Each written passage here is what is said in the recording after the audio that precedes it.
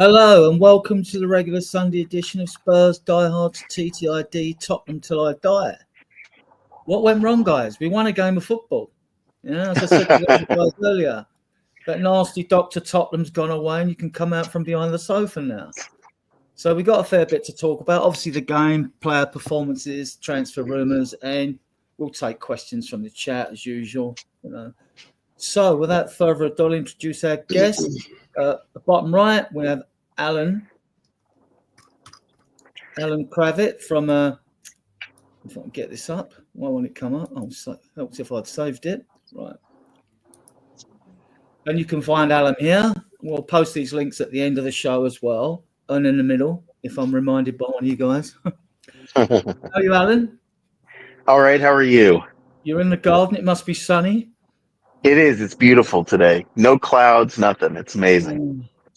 We hate you Americans, you know that. And next to Alan on his left, we have Jem, who's been quite a regular on the show. I am regular. I've been eating my bran. Yeah. It's lovely to be back. Nice to see you all. And nice to be talking about the team in a more positive atmosphere this week. Yeah.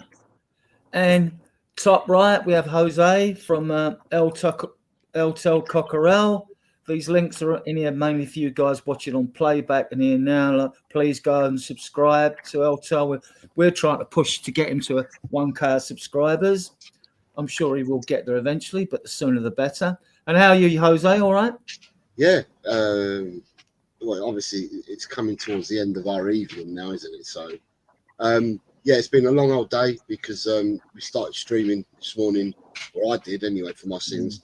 I streamed late last night, didn't I, with you? You were on with me. Yeah. And then I think just before 3 o'clock in the morning, and then up this morning to do the pump up for We Are Tottenham TV, watch the game, make the roast dinner, and then come on here. So it's been a full on day. So I'm kind of smiling. I think I'll go to bed happy tonight.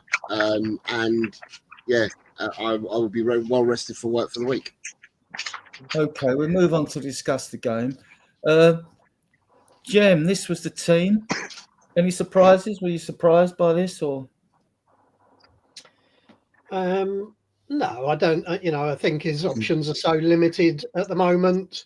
Still 10 key players out, but I think it was clearly designed to address the obvious threat from Brentford. They're going to throw lots of balls into the box. They're going to come at you hard. So having Bentancur and Bissouma there in front of effectively a back four, it was good to have Spence back, and it looked like he justified his return to the team. Kinski again did well. So, it was no real surprises, but looking forward to getting some key players back over the next few weeks because we've got some big games coming. Alan, was that a similar lineup? I mean, there's only 2 or 3 more changes we could have made anyway. You could have brought in. Yeah. Well, when you're cut down to the quick, it's kind of pretty easy to. But I thought that Mickey van de Ven would make an appearance because he's just back.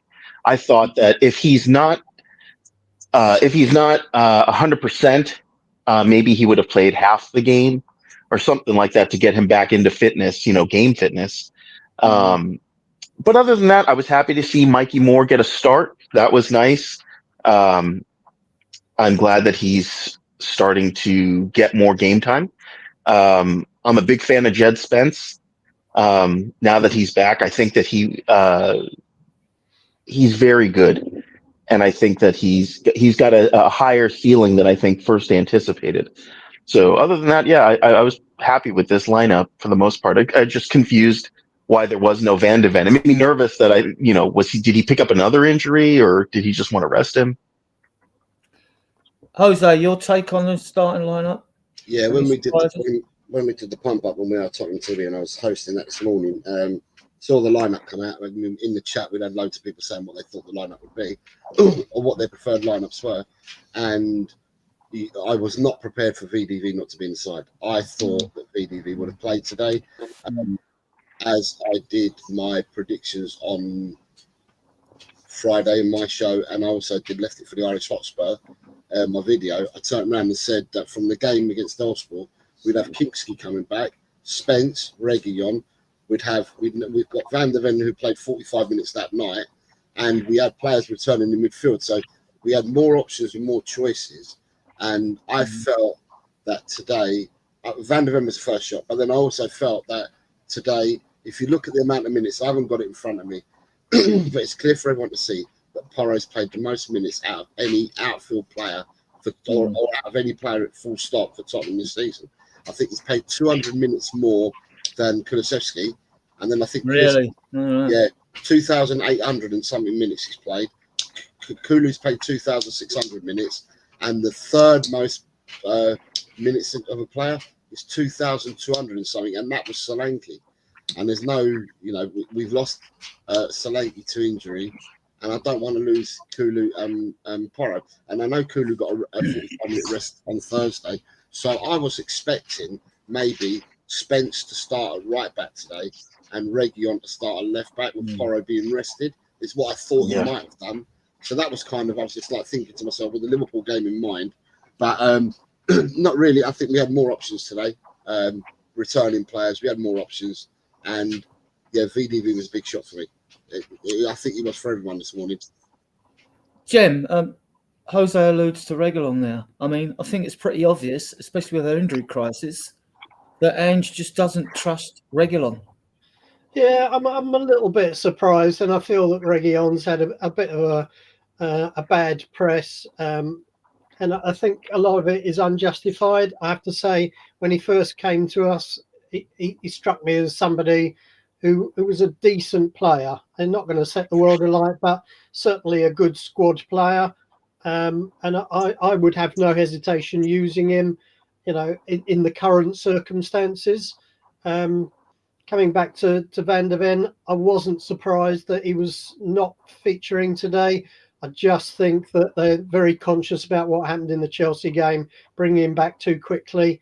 And I think that's once bitten, twice shy. So I think they're going to bring him back slowly. And I think that's right that they should do that. I was maybe a bit surprised that they didn't give themselves the opportunity to bring him on for the last 20 minutes or so.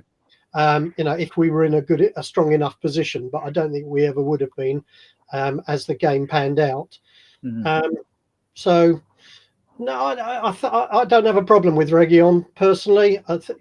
He's not the best, but he's got bags of experience. He's been there, seen it, done it at some big clubs. He's no kid. He's got a decent head on his shoulders, as far as I'm concerned. Personally, yeah, he came from Real Madrid, didn't he? They don't usually have has-beens there, right? Yeah. Alan, on the VDV thing, I sent you all the Ange press conference videos. So it's okay. Evening, Ian. Good evening. Good evening, everybody. All the press videos. Did you think Ange was being coy when he spoke about? Did you watch it first and foremost? I mean, did you watch the video? I haven't had an opportunity to watch it yet. No. Well, let me ask you this question. Well, no, he was just undeniable. But with his press conference and injuries and things like that, Ange tends to be a bit coy. But he did say that, basically, I'm resting VDV. But you read into that what you want, right? Because, I don't think he's injured. And the last thing he'd wanted was any bad rumours flying around the community, because a certain section will just take anything and run with it. Yeah. So, I guess you could make a case for resting him because we've got Liverpool coming up, and so he wants VD. We need VDV there. I mean, if we're going to stand a chance, we have to have Mickey Van de Ven in our defense against Liverpool. So I guess I could make the case that Brentford was a game where he could make rotations. And look, it worked out. I mean, he rolled the dice and it worked. Mm-hmm. We just started, Ian. So your take on the team? Any surprises for you? Yeah, a little bit surprised he left Bergvall out, but then when you think about the games he's played and what have you, maybe it wasn't that big a surprise. I did think he'd start with Mickey van der Ven, but again, rotating and protecting the player just made a lot of sense. It's considering, I think we got 9 players coming back this month. It's still a pretty strong side. But I think what the team was is one thing. I think it was the way they performed individually and collectively that was just so impressive. I mean, I'm sure you've probably spoken to some of this, so people in the chat that have heard other people talk. Sorry, but Davis, I never get the criticism of him. I thought he was immense today. Gray, just unreal. Spence, probably his best game in a Spurs shirt. And when you think about the amount, I don't know what the possession stats were, but I imagine they had something like 65%, maybe nearer 70. I don't know. No, funnily enough, I'll come to the stats further in. You've got them, yeah. I've got them all. But that's so. Kinski had 1 save to make. And I mean, I think that's really indicative of how desperate they got and how solid our defence was, how they won all those aerial duels. Gray, people said, oh, he's no good. What a complete waste of money he's going to be after one game. People saw him against Bayern. I mean, crazy. I thought Bentancur played well. He looks like he's coming back into form. Biss did well. Kulusevski got another wind. Yeah, Moore's got a lot to learn. Sonny was okay. Richarlison, yeah, he runs around a lot. But let's be honest, if we could get another, it depends on what we're going to bring in between now and tomorrow night. But there was rumours of João Felix. I doubt that will happen. But that would be absolutely wonderful. But yeah, so many kids on the bench as well. Yeah. I'll bring the subs up in a minute. I mean, I'll give you my little take on this, and then you can take the chat. You can say hello to those in the chat, Ian, yeah? Yeah, no, but I mean, the team was probably about as pretty close to what I think most people would have expected. But as I say, it was the quality of the performance that was just so impressive. My take would have been slightly different. I expected VDV at least play the first half, and I actually thought Sarr would start because I thought Kula was going to play on the right wing. So. But that was just permutations. But said Cooley come in, so he was putting more emphasis on like hanging on in that midfield because you know what Brentford are like, and they are believe it or not, they're the top goal scorers at home in the Premier League. And believe it or not, guys, how many Spurs could do this, right? We have got the best defensive away record in the league, right? You won't credit it. All them games were lost by 1 goal. Like, so it's just mad, isn't it? I mean, it doesn't even add up, does it? Okay, Jose, what about these? What about the subs bench? You got Austin. This morning when we was doing the pump up show, I turned around and said that in the olden days we used to have the reserves used to play in combined counties or another league, and you had the under 23s would play in another league. Yeah, and the under 20s, the under 23s back in the olden days. You were allowed to use a couple of players that are over the age if they were coming back from injuries and that you could have. And it reminded me of the bench because you've got Austin and Region who are over 21. Every other player was 21 or under. So it was like it was like the olden days. Proper. Nowadays it's a proper academy bench, isn't it? Really. But I said that I felt that. We know that Angie's football normally means that you have to use 16 players. And the question I put to my channel, my panel this morning, which Ian was one of them, I said, what players, sorry, the dogs are barking, what players come off the bench to affect the game for Postecoglou today? And the obvious two that people looked at was Sarr and Bergvall. And that's all we ended up needing apart from Scarlett. Yes, and happy birthday, Bergvall. He was 19 today. Yeah. And we move along this list now. They actually call him at club. They call him Damola or J.E. I think it's because he's got a long name and his actual name is Oyin Damola. Yeah. And he's like left wing, attacking midfielder, right wing. Scored a lovely goal. didn't he, during the week, right? Malachi Hardy, look, I haven't seen a lot of him. Dante Casanova again at fullback. I haven't seen a lot of him. When I was watching the under-21s and all the games last year on Spurs Play, we was always going forward and scoring goals. You hardly noticed the goalkeeper and the defenders. Callum Alusasi, baller. He's a baller, right? So, so he is a talent. But you really notice the really skillful players. You know what I mean? More than the others. Yeah. So that's the subs bench. Anyone got any comments on that, or I'll go for or Ian can go through the comments in the chat. You want me to go through? Have you done any chat so far? No. I mean, talking about the comments, the people commenting. No, we haven't done any. Raise the subject of Lancashire, because he was scoring goals for fun last season, and it feels like maybe Ange's not convinced by him. Do you think he's just gone off the boil, or do you think he just needs to get his confidence up? I'm kind of disappointed that he hasn't had more minutes. Richarlison never fails to disappoint. Yeah, I know. You're talking about Will Lancashire? Yeah, he scored 23 goals last season for the under-21s. They won with leagues and cups. Over 30 with the cup competitions. He had Donnelly feeding him a lot there last season. He's still 19, 20 though. I mean, I saw. He's at West Brom now, though. Brom on loan. He's been sent to West Brom on loan, so they obviously want to. Yeah. And it might be because he can't give him time at the moment. And now that Scarlett's back, I don't think Scarlett can be loaned out again because he's had 2 loans. Now he's played for our club. That's 3 clubs in one season. I think that's your lot. Right? So, yeah, it's a puzzle. He may have annoyed Ange getting sent off against Galatasaray, although he scored and got. So there might be a trust issue there. But he's got time. Adrian, I think what was interesting is I was at the Hearts game, the first friendly of the season, and then you watch the other games in South Korea and then in Bayern, and it seemed to be absolutely clear that Lancashire had put himself ahead of Valith and ahead of Scarlett for the place, and both the other 2 were sent off out on loan. But I think you might be right that the Galatasaray game was the turning point because he's barely had a minute since then. And there was times when we desperately needed a presence up front. It's all very well playing Sonny there, but the ball will keep coming back if you leave Sonny in the middle, and he's far less effective there. So, it was all a little bit strange, but.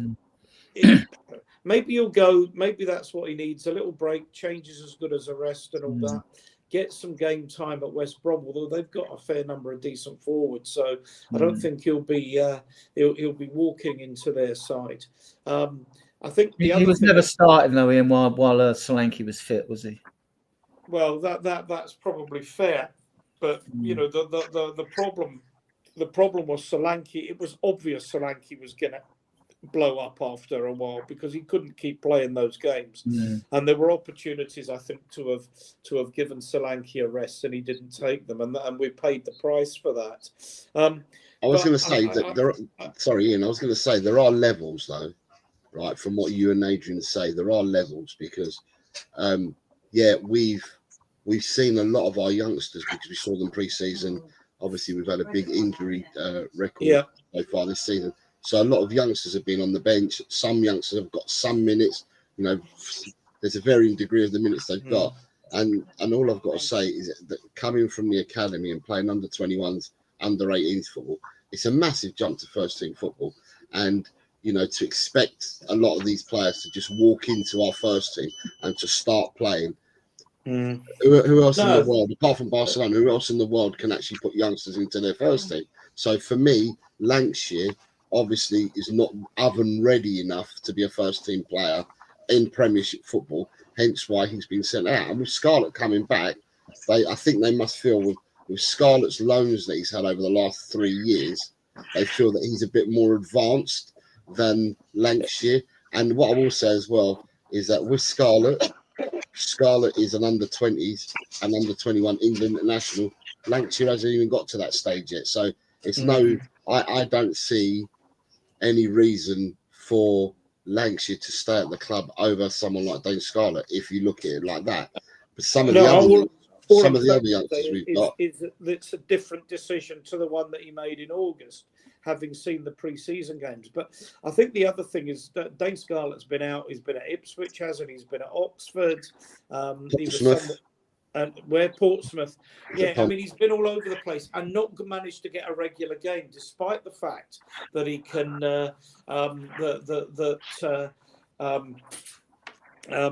I lost my train of thought with you pointing at that. Despite the fact that he scores goals for fun for England under 21s, he's not been able to do it even in the old second division and what have you. So I think it's maybe make or break time for him, and I think it's a good time for him to come in. You know, he got a really nice goal on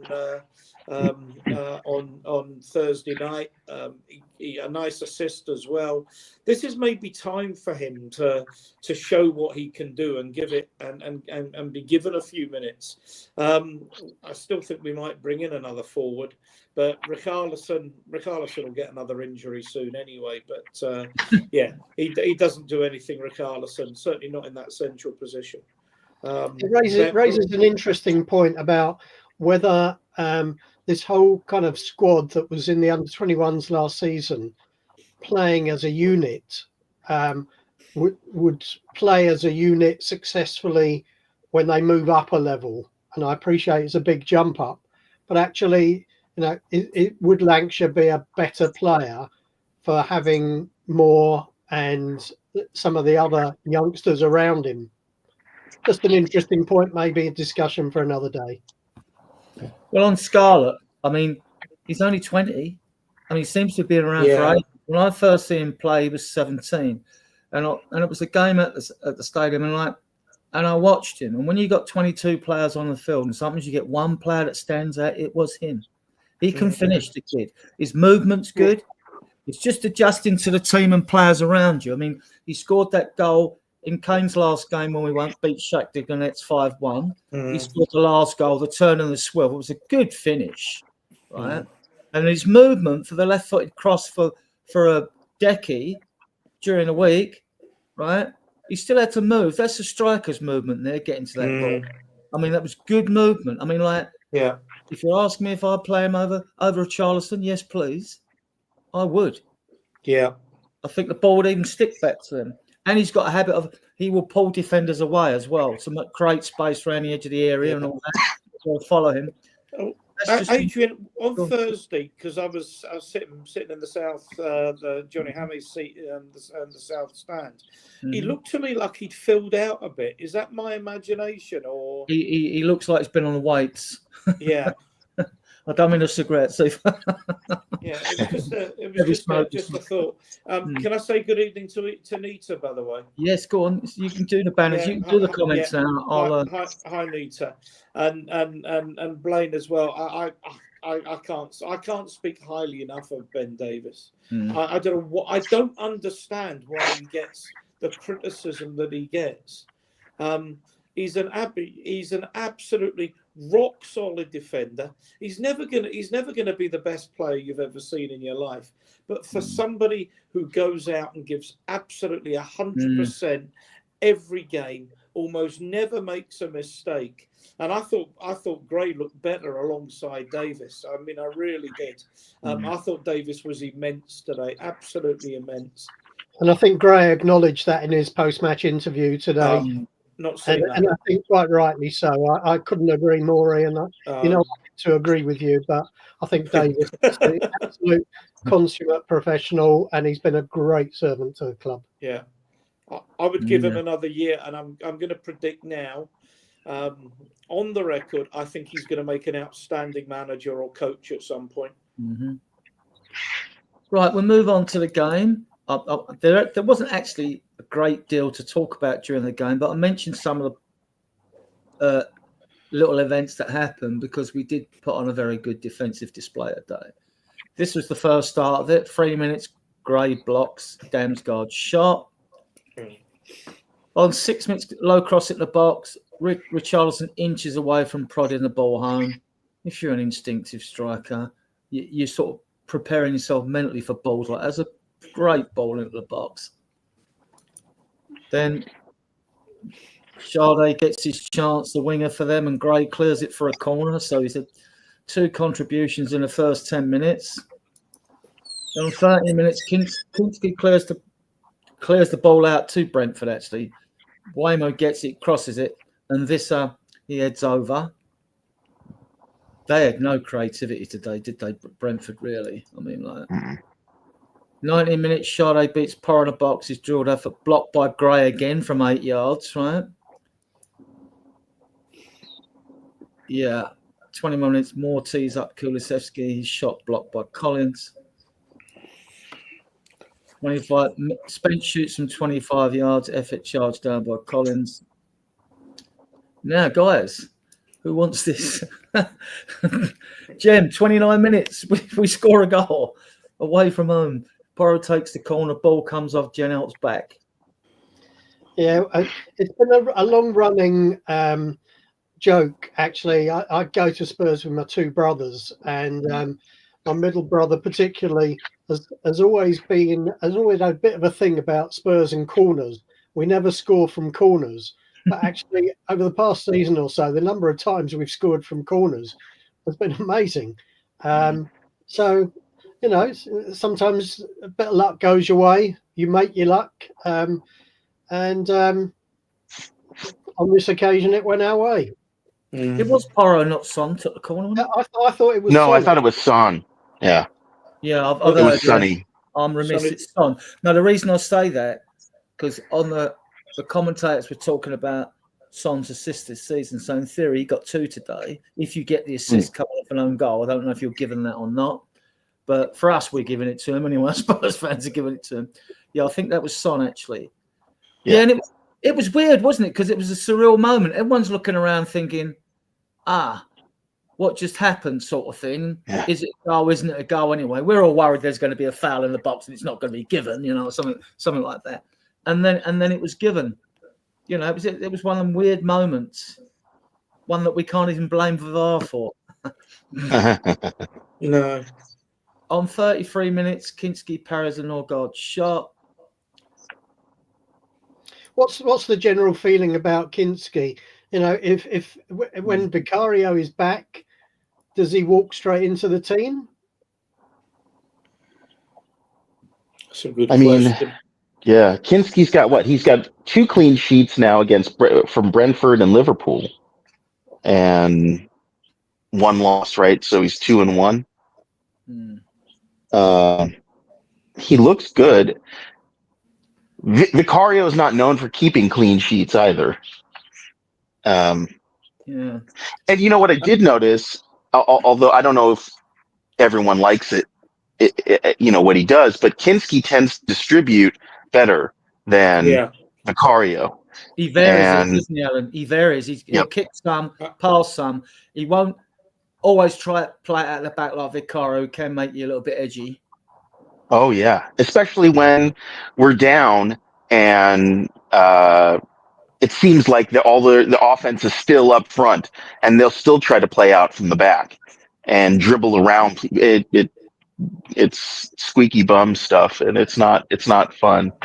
But personally, I think Kinski should still be able to get in because we don't know what kind of fitness Vicario is in. I mean, I know he's healthy, but is he game ready? I don't know. And I really don't want to take that chance against like Liverpool, in the second leg or something like that. I really don't. I think we give it to Kinski, especially the Liverpool game, because Kinski did so well against them the first time. Jose, Kinski commands his penalty area better from corners and set pieces, doesn't he? Better than Vicario. I'd say Vicario's the more reflex agile keeper, though. But do you know what? I Kinski is a reflex agile keeper as well. From what I've seen, and we need this in every position, but we've actually got 2 people vying for 1 spot there in Kinski and Vicario, which is probably a lot closer. We're a lot closer goalkeeper wise from a 1 and 2 now than what we were when it's Vicario and Forster. I think equally Austin's come in and Austin's done well as well. So basically we've got 3 decent goalkeepers now at the club. For me, Kinski, right, when you've got trust in your goalkeeper, yeah, it's not only the defenders from when you're defending set pieces, corners, free kicks. It's not even the defenders, but the whole team is, less on edge in that because they've got trust in their keeper. And Kinski comes out and punches the ball. Kinski comes out and does the things that I was calling for Vicario to do last year and start of season when I was saying in the olden days, a goalkeeper would come out and he'd go through the striker, smash the ball, but invariably his fist would chin the striker as well. So, it's commanding the 6-yard area. And I feel that Kinski does that. From the first game he played against Liverpool, he looked so calm in pressure situations where he was coming out commanding his 6-yard box, the 18-yard box. With Vicario, I believe, so I'm not going to knock him because I believe he was getting better at that this season. Last season, I felt he was awful. He was found out. From January last season to the end of the season, he was found out. So I felt that he's improved his game and worked on it in the summer, and he was getting better until he got his injury. But Kingsley comes in and Kingsley does it straight away. But in the same breath, Austin has played the games as well. Austin comes out and catches the ball, punches the ball and stuff like that. And at the end of the day, as I said, defensively, the team in defensive set pieces or the team in general as a whole feel much more at ease when they know that their goalkeeper is going to be commanded. So it's a good conundrum to have for Ants going forward. But like I said, I think the drop off between both the teams, between our first and second goalkeeper is not as wide as what it was before because we now have Kinski and Vicario. But then we also have. I think Kinski will make Vicario a better keeper. Yeah, Ian, but Vicario. Maybe it's because Kinski's younger, but Vicario does shout as a defenders, though, doesn't he? I highlighted that comment from Blaine because I agree with it totally. I think Kinski has the better distribution, more comfortable with the ball at his feet, and has better judgment as well. If he doesn't see the short ball on, and I think that's probably something that the club has worked on. They don't try and overplay at the back. The ball's gone forward much quicker, albeit it means possession gets lost, but at least we're not all worrying sick that the ball's going to get played to an opponent, particularly if it's a Mo Salah or something on Thursday night and bang, that's us going out the cup. I think it's tight because I think they've got different strengths and weaknesses. I would say that agreeing with Blaine that I think that Kinski's distribution, etc., is better with the ball at his feet, etc. But I think Vicario is probably still the better shot stopper, and I think that second goal against Arsenal was a case in point. I don't think Vicario lets in that goal, and I think the key point is that I think what we've seen this season is if we're going to genuinely succeed, then you need to have, it's not just a matter of having backup. The best teams have at least two players that can come in to any position and come in where it is relatively seamless. In other words, if you've got Porro and or Spence, you've got Udogie, but you need another left-sided defender. If you leave out Van der Ven, you've still got Davies who can do a solid job, albeit a slightly different job. We're short of that up front, for example. But if we've got Son and Odegaard left side, it's going to take a little while to get that. But you have to have, if we're gonna genuinely challenge, particularly next season, then you're gonna have to have a squad of about 25 top players who can rotate and come into the side seamlessly.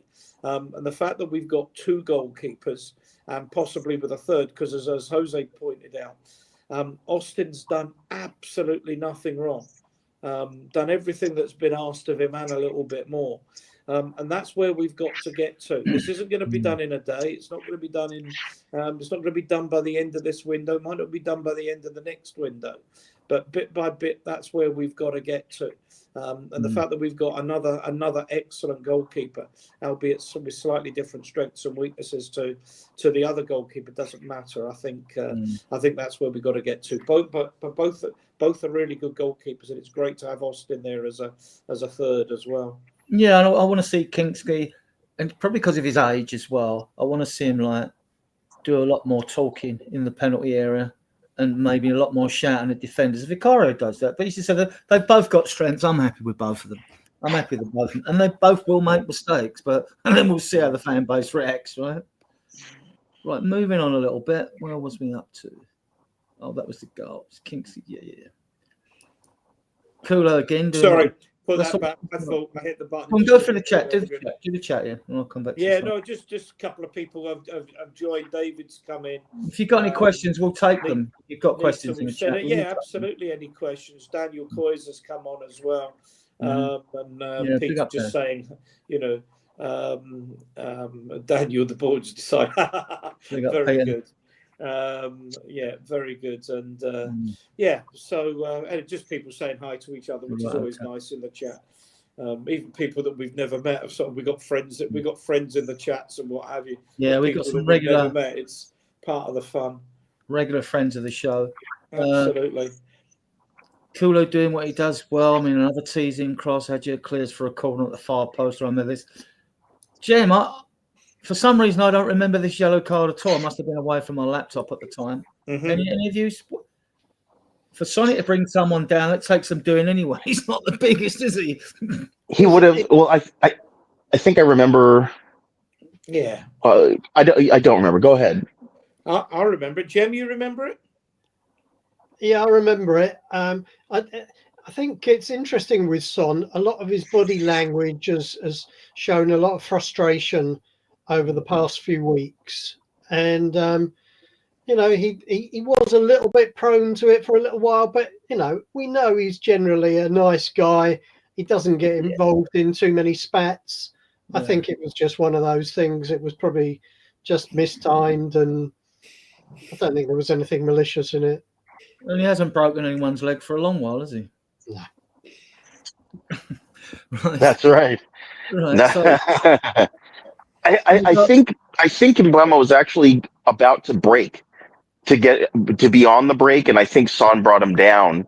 He went across him. I mean, he ran across him, and Son hauled him down in midfield. I mean, it was a nailed-on yellow as far as I'm concerned. Absolutely nothing to question. I've got a question for you, Ian, in just a second. Just want to get to the half-time mark. Thought Richard Arson went down in the box. That wasn't a penalty. That wasn't right. Then it starts. Was it the first time? What the push in the back, guys? They didn't even look at it. That's the penalty to me. Remember the push in the back? Was it on Moore? The double, it was on Moore. Yeah, it was two hands. I mean, that's got to be. It's like everything above the waist isn't a foul or something. Anywhere in the middle of the pitch, it's given as a free kick. Do you remember the push, guys? Yeah. I mean, it was definitely a penalty. And that inconsistency. I don't understand the inconsistency on defenders hauling players down. When corners come in, I hate it when Ragushin is looking away from where the corner's being taken and holding on to his man. It's an accident waiting to happen, but we're definitely not the only team that does that. I just don't get it. I remember in the second half, Adrian, there was an incident where I think Porro had hold of, was it Damsgaard? His arm, he let him go. And he let go, it's one of those, they don't get given. But if you're going to start giving every minor infringement like that, you are going to find there's 4 penalties each in the course of a game. Yeah, it's not a minor infringement though. It's a clear foul on the player with both hands. That's around him. You're not even looking at the ball. You've got no idea where the ball is. Yeah, it just goes shove. And I agree, because that's in a phase of play. What I'd like to see, if they were going to change the rules, is when they come to corners, because this is pissing me off big time. Yeah, a lot of pissed me off, by the way. But what's pissing? No, because because it's in between phases, a referee goes over a corner and starts talking to two players that are trying to rough each other up, right? I'd like to see fouls and penalties given for that, because if you did that, that would stop. Yeah. Right? And I think it's such a shitty thing for a game anyway. I think it's not. So what? You're blocking a goalkeeper off, dibbly budging them or leaning all over him and all that. That's not football to me. Maybe I'm naive and getting old, but that's not football to me. I mean, and you should, and it should be classed as being a phase of the game, even if it's in between, because that's why you don't see anyone getting booked for it. And even if you're booked, they don't give the penalty. So you should, unless you're booking the defender, but you're giving the penalty. But if you're booking the attacker, I think there was a penalty given for that yesterday in another game. Was it the Southampton Ipswich game? Can't remember. Yeah, I haven't seen it.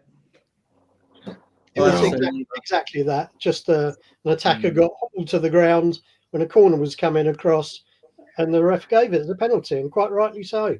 It's madness. Yeah. Okay, on the 52nd minute, Norgood had a strike. Kingsky saves at the feet of Visser, and this is a bit where Porro clears when he grabbed the guy's arm. Yeah. Right. So that was that. Then we were sitting deep, which was good.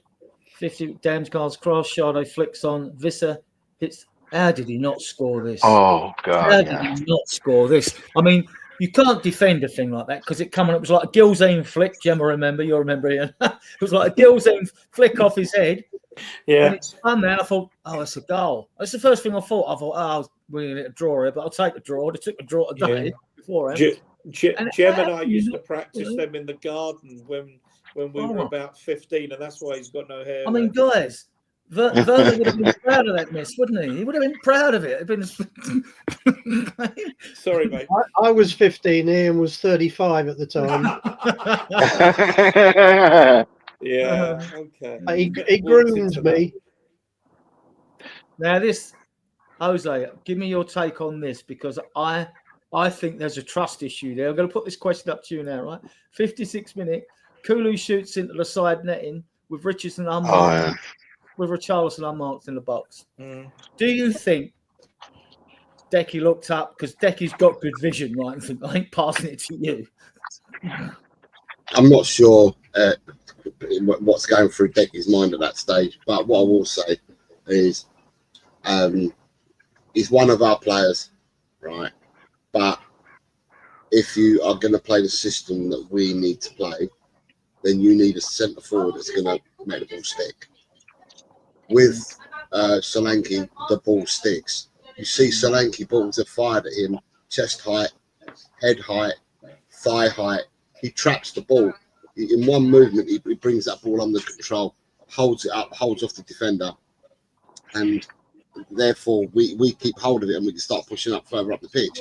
And then he'll lay it to someone, make his spin, start running off. But we retain possession of the ball.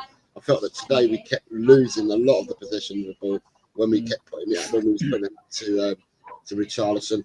But Richarlison's a professional footballer, and at the end of the day, I can't knock him because he plays for Tottenham, wears our shirt. But I've got to say that surely we need Solanke back sooner rather than later, because we can't afford, with the team that we've got at the moment, we're starting to get players back, but our confidence needs to build again, because we've taken so many losses that we need to build our confidence. You've got to build momentum and build your confidence up. And it must knock your confidence if you're playing the ball up to someone and you keep losing it and you're losing possession, and then the other team is on transition or they're on the attack. So, as I said, I'm not in Kulusevski's head, but it could well be what you guys have already been saying in comments that you've made about our number 9 earlier. It could well be that did cross his mind. But, at the end of the day, I think, we were under the cosh for a lot of that game today. We really were. We defended it really well. I mean, you can see from the amount of crosses that they put in. Defensively, we did really well. The stats when I come to them. Can I ask whether defending corners and free kicks, he helped us out defending corners and free kicks. But when we had to relieve pressure, sometimes when you look at the centre forward, you think he's going to be in the middle of the pitch. When we were trying to clear the ball out, and it was going down the middle, he was wide right or wide left, you know, and I think, oh God, you know, and then they attacked us again. So for me, he needs to do a bit more for us in defensive situations to hold the ball up and relieve pressure. Sorry, Chen, go on. Go on, Jim. I'm just interested to know whether anybody on the panel, or indeed anybody that's listening or watching, believes that Richarlison offers something more than Scarlett could have offered today. No way, in my opinion. No way. I just don't get it. I've been watching Richarlison, you know, every game he's played pretty much since he joined, and I just don't see a footballer with any nous there at all. His anticipation is so poor. His control is so poor. He makes wrong decisions again and again. And I appreciate, you know, so much about striking his confidence. But, you know, he's been given so many chances. I don't really understand why Ange continues to put to actually put him in there, because he's a passenger as far as I can see. Yeah. Yeah. Ian. I agree. I mean, I do agree. It might have been an interesting experiment to have started with Scarlett today after his goal and his assist on Thursday night. Rishi doesn't offer much. He's been a huge disappointment. This is what I'm talking about. Where we need to get to. Being brutal, I think Rishi needs to be out of the club come the summer. And by the way, I thought he was on 15 minutes longer than he should have been today as well. He was pretty well running on empty as well for that last 15 minutes, where he was increasingly ineffective. But Richarlison's one of those players that we are going to have to be brutal and get rid of in the summer, and probably the same with Johnson. Much as I'm disappointed because I was happy when we signed Johnson, I like him, but he's just ineffective and doesn't have the pace to play that role at all for under Ange. But needs a lot more pace on those wings. If you're going to see proper Ange ball with the with the pace and the intensity that he plays at. Jem, on the 61st minute, birthday boy Bergvall, who's positively ancient now, he's 19 today, played in by Kulusevski, who did a lot of hard work, and then he fired the ball past the right-hand post. Yeah. Bit quiet today, Bergvall? He was a bit quiet, but he has had a tough run of games. I think he's been a really good, interesting acquisition. I'm really excited to see what he can do in the future. He's much bigger and stronger than I thought he was going to be when they first signed him. And I think he can really dominate games in the future. You know, he's still got a bit to learn, but I think there's really exciting things to come from him. Yeah, 68 minutes, Sarr for Basuma, understandable. 79 minutes, Scarlett for Richarlison. Then this is where this kid had a good game. Jose, 86 minutes, Spence clears off the line for Carvalho, overhead kick from a long throw-in. That was going in. It's tomorrow and it's gone. It's fake. I mean, I saw and I listened to the press conference that Thomas Frank did after the game. And Thomas Frank, after the game, he said, we huffed and puffed, but we never created any clear chances. We didn't create many clear-cut chances. It'd be different if we created 5 or 6 chances. Then we can walk away from that game and say, we were unfortunate. He goes, but we didn't create clear-cut chances. And he said that he was actually very surprised with defending from Tottenham, because he said we put in so many crosses that, I've never seen this. Probably the best defensive performance Tottenham played this season. He said that everyone in defence stood up and kept them out. So, Thomas Frank has gone out and said that. He said that the front three for Tottenham, anyone would take the front three for Tottenham. And then he said that the midfield three, when you look at the midfield three they started with, that is a proper Premiership midfield three. So he gave a lot of kudos to Tottenham today. And And exactly what he said is exactly what I saw in the game. I thought our defence defended really well, but then as a team, I thought we defended well as well. Sonny came back to defend.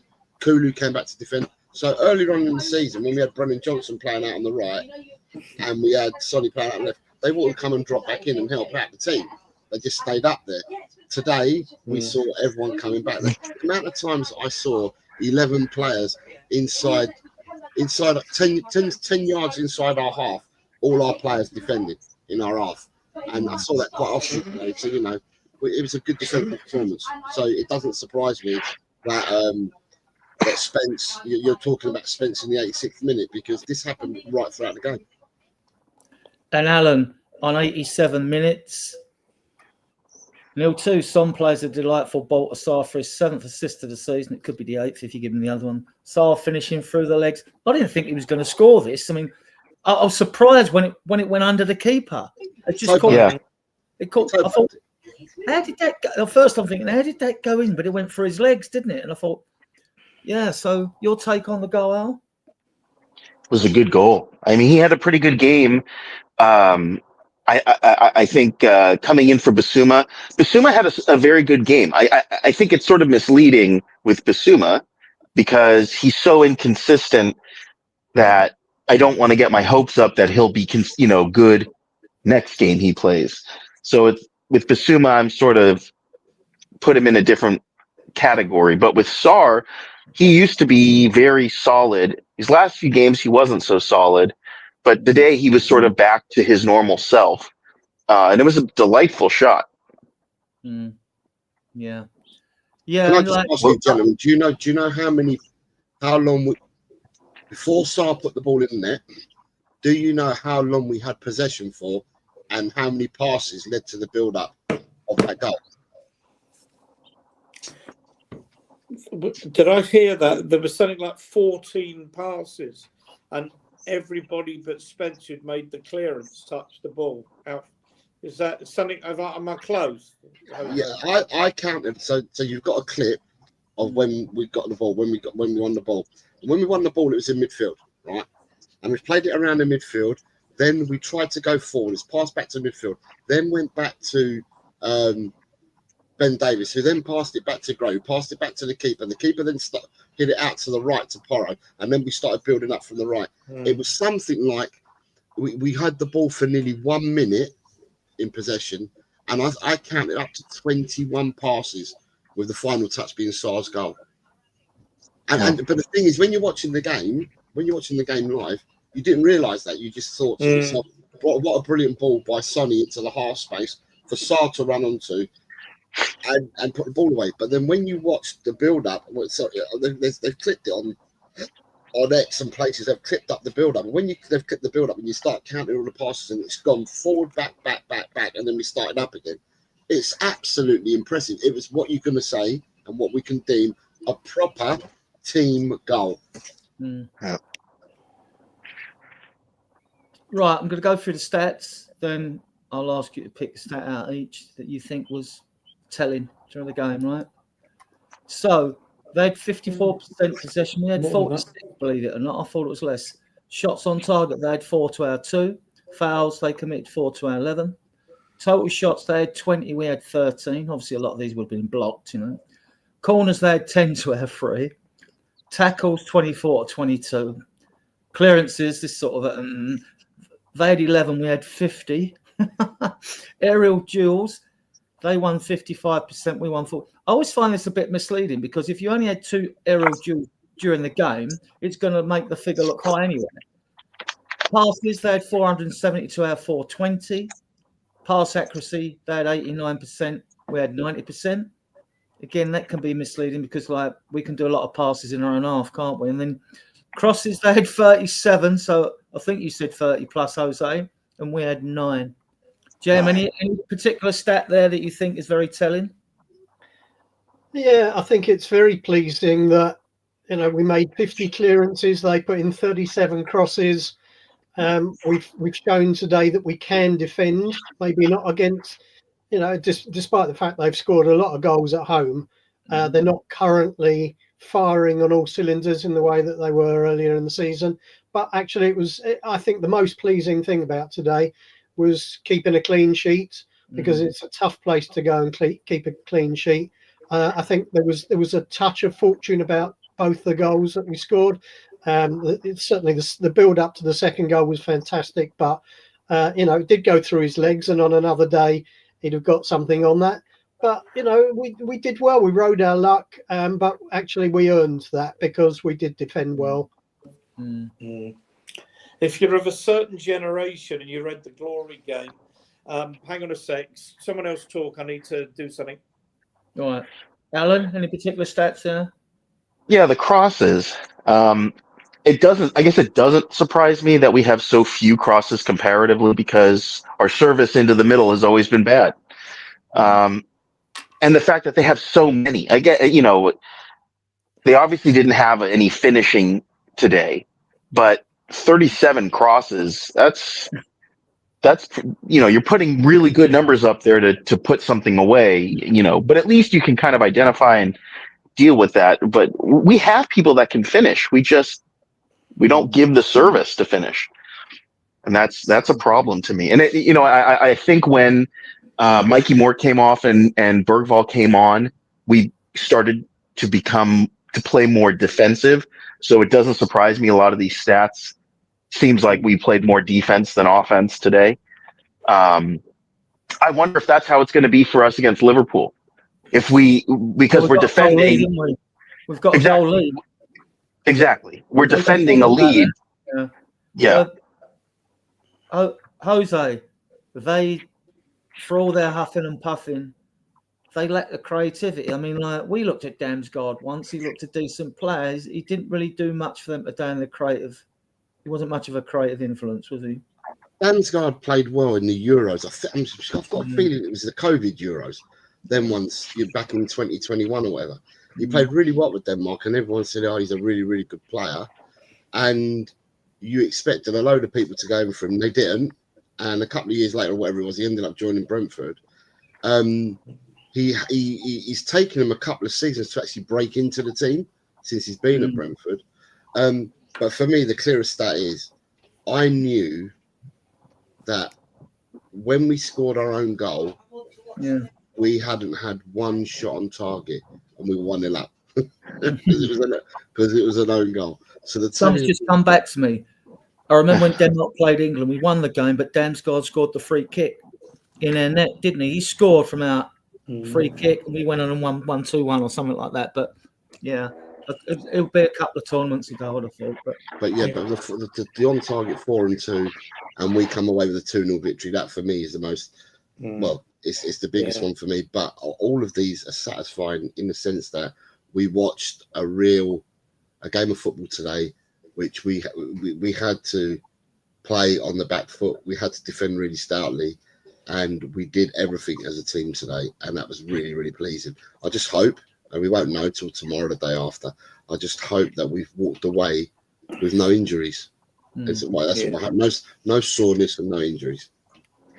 What I was saying before, sorry, my mum came in to say goodnight, is if you're of a certain generation and you remember the Glory game, when Bill Nicholson was the manager and Eddie Bailey was his assistant, and he used to talk about G&T. There was nothing to do with gin and tonic, guts and tenacity. And I thought we played with an abundance of guts and tenacity today. And it's not always the Spurs way. And I just loved the way we gutsed it out today. I don't think you can underestimate Ben Davies' contribution to the leadership within the team. And it's something that's so badly lacking. When Ben Davies is there and he can organise things, it makes a massive difference. Ian, this guy's coming for a lot of stick recently. He did today. We're going to come for the players now after him, and then man of the match. I think you all probably agree on. But what do you think of his game management and his substitutions? Can't argue with anything he did today. I mean, if you're going to argue with the game management when we win 2-0 at a tough place like Brentford, when we've been on fairly wretched form, then God help us. No, I thought he did really, really well today. We played deeper. a fair bit deeper, but not silly deep. There wasn't those daft gaps between the back four and the midfield three. We cleared it long. Yeah, okay, that sometimes meant the ball came back, but we cleared it long. Kinski doesn't put any pressure on. He took players off at the right time. The only thing I think I would complain about, I think he left Richarlison on for 15 minutes too long. I think we'd have probably benefited from getting Scarlett out there earlier. Bringing Mikey Moore off at half time, that made sense. He wasn't really getting any joy, and he's still only 17. He's got tons to learn. Bergvall coming in, it wasn't his best game. We'll come on to maybe Thursday's team. I think Bergvall probably looks like he needs a little bit of a rest. All these games come in thick and fast. He just maybe needs a little bit of a rest to recover. But yeah, bringing Sarr came on as a sub, didn't he? Bringing Sarr on as a sub. I just think he got it all right today, and he earned. Sometimes you have to ride your luck. Sometimes you have to make your luck, and I think Ange made his luck in abundance today. Do you want to do the comments in the chat, Ian? While we're there, yeah, there's not actually masses to catch up on, but and at the same time, I'm gonna. Yeah, that's okay. I mean, just going back to what we were talking about earlier about the spending. I mean, Paul, we've clearly spent overspent on average, and then Blaine's come back with, Paul, it's scary, 50 million on Johnson, 60 on Rishi, 60 on Ndombele, 30 Lo Celso, all with limited resale potential. And I think therein lies a lot of this lies the problem. And then Basuma is a quality player. Drawback is his character. Probably fair comment, I think. And that's where you hope that the due diligence will be better, that they absolutely know what they want in terms of a player, what they're like off the field, what they're like on the field. The stats should show them, for example, when you concede a goal, how much running you're doing, in the 5 minutes after conceding a goal and before, and stuff like that. The stats people have got nothing better to do than analyse the game and put the stats, and hopefully we will get better at it. I mean, I don't think any if you haven't and you're in the chat, or even fellow panelists, was Jim from Oso Spurs carried out an interview with Anton, and I can't remember his last name, who's worked with Ange, he's worked with Ange at Tottenham, but he's certainly worked with Ange, and he's worked with Harry Redknapp, and he's worked with various people, Pochettino as well. AVB, Pochettino, he's worked with quite a few. And Anton Elton. And he worked with Ange at Celtic when Ange came, and he blew football apart in Celtic, and he talked about his recruitment record, and when the players he brought in from Japan and what have you, the Hatatis, Maeda, Kyogo, Jota, who's come back to Celtic. I mean, it's almost like a 100% hit rate. For players that he's bought, and we've not quite got that. I don't think Maddison is really the player that I think we hoped he was. I'd like to think there's more there, but I'm not convinced. Johnson is a disappointment, particularly as he doesn't have the pace. His numbers are good, though, Ian. Maddison's numbers are good. This is the thing which gets deceiving. His numbers are very good this season. I mean, I know we want to see on the eye test, you like. Yeah, you wish there was a bit more grit in him, and the same with Basuma, wouldn't you? You want a bit more grit in that midfield at times. But I still think, as a squad player, I would keep him. But I'm getting rid of Basuma. I've just run out of patience with him, and Richarlison as well. He can go and Werner. They're free out the door, but we can talk about that in a bit. Yeah. So while we're here, guys, we're going to promote Jose's channel here, Hotel Cockerel. If you're watching us on playback, please go there and subscribe to Jose's channel. A lot of good content. Brilliant content. Leagues that I wouldn't have the patience to do, and lots of other good content. And the girls he gets on to do shows early on in the morning. He does a late show Saturday evening at 10 to attract a Canadian American audience. And our Friday shows are going at 10 o'clock in the evening there as well to help Alan and his fellow USA cohorts. We may even push it back another hour to 11. We'll see how we go with the five on a Friday.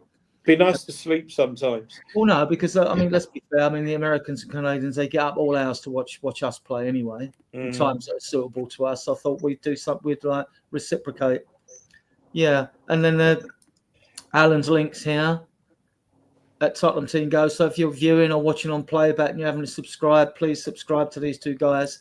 We're pleased because we passed the 1,010 mark and we've got about 8,000 watch hours, and we might start doing memberships maybe March or something. All the 4 admins will have a chat about it. Right, so where was I on the banners? Well, there's that comment. All right. Yeah, he's got good. No one's not. It's just, David, I'm sure you understand when we've had a frustrating results this season, the fan base are going to point their guns in all directions, right? It's just normal, isn't it, with football? Jem, you're a Maddison fan, aren't you? Very much so. I think he has a level of creativity that nobody else in the team has. I'd have him there every time. Right, we'll go through the players now. You can have this one, Jem. Kingsky. Yeah. Yes, please. Yeah, I like him. He's clearly young, but he's got a certain level of authority about him that I really like. So I'm very happy to have added him to the squad. I think he's a very, very good acquisition indeed. No. Alan, pick one. Jed Spence was my man of the match. I think that he is someone who has, like the Phoenix, risen up, and because I remember under Conte, he didn't want anything to do with him, and he was loaned out, and he was the castaway, and now he's come back, and not only has he come back, but he shines every time he has played for us this season. I think he's been phenomenal. So, to me, he should always be starting. Unless he has a dip in form, I could see him starting every game. A defender who can defend. I mean, only recently in recent games that I think, yeah, you can defend, but I haven't seen it before. I've always seen him going forward. You know what I mean? Can I add to that? When you look at Spence, I mean, today had Mbeumo absolutely in his pocket. In the first leg against Liverpool, he had Mo Salah in his pocket. You've got to play a bit to do that, and he's on his his weaker side. So I mean, I agree, Spence man of the match, but he's been an absolute revelation. Revelation, fabulous. Jose Porro, better today. Actually, see him defending for quite a bit of time today. That was something that was new to me. Did Ange adapt tactics today? I don't know. Did anyone notice that Ange was shouting from the touchline today? Was he? I didn't notice. I didn't notice. The amount of time the cameras panned to him and he was screaming and barking out orders. Not like that, because his hands are still down, but he was screaming from the touchline today. It's hard to see anything, Jose, when you're peeping out from behind the sofa. You know what I mean? Yeah, I'm gonna say, I say it quite clearly. Yeah, he adapted tactics today. We didn't play gung ho. We didn't play with the high lines and stuff like that he's been accused of in the past. And yeah, the two fullbacks had to do quite a bit of defending today. And Porro today was probably one of his better games that he's had in a long while. But it doesn't surprise me, because I think that Porro's running on fumes. I still say this. I still say he's the person that needs to have that rest. I think he's looked very jaded the last few games. But actually, I have to say Brentford surprised me, because I don't think of them as being a team that will just throw a ball into the box. Most of the goals that I've seen from them and have been impressed by have come from Vissa and Mbeumo running through, almost breaking. And actually, they played a really different kind of game today. And maybe that was because we had defended with our fullbacks actually playing as defenders. that didn't allow them to do that. So maybe tactically, Ange needs congratulating for that. Sade was going up against Porro in the first half. Sade was attacking Porro in the first half. He didn't get no change out of Porro. So therefore, you can say the Sade joke in a minute. And therefore, Sade in the second half went missing after that because he didn't get what he wanted in the first half. But like I said, for me, Porro's still running on fumes. I would have liked to have seen Spence play right back, Reguilon play left back today, just to give, even for 45 minutes, just to give him some rest. Because as I said, this guy has played the most minutes for Tottenham this season. All I was going to say, Jose, do you think Sade's a smooth operator? Yeah. I knew you were coming in with. I knew what you were coming in with. Okay, Ian, pick one. Oh God, I want them choice. both. I want to have their babies. Seriously. I said about Davis earlier, so someone else can have Davis. I'll take Gray. What an absolute revelation he's been. Left back, right back, left centre half, right centre half, right back, goalkeeper, midfield. No, he hasn't played in goal yet. Gray has been, might be the best 40 million this club's ever spent. A seriously great player. And at 18, when you think he might have 15 years ahead of him, he's already worth significantly more than we paid for him. Not that I want to sell him for in a million years. Probably a future Tottenham captain, probably a future England, or of course he's eligible to play for Scotland. And unless hopefully Tuchel will give him an early call up, because otherwise he just might think of going and playing for Scotland because he's got a lot of Scottish blood in him. But Archie Gray, absolute revelation, stunning piece of recruitment. Going to stick with Gray with you, Jim, because what impressed me about Gray, for an 18-year-old to have the confidence to hit them long-ranging line balls, and he hit a few today, didn't he? And he's willing to take the risk as well. These kids are willing to take risks, Yeah.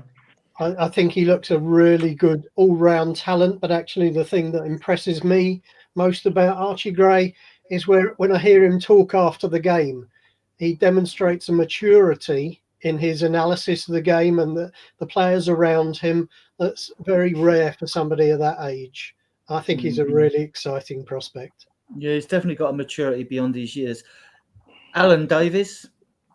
I didn't spend too much time watching Ben Davies. I guess from what I understand in the interviews, he's a comforting presence to be around. I think that's what Gray was saying, right? That he's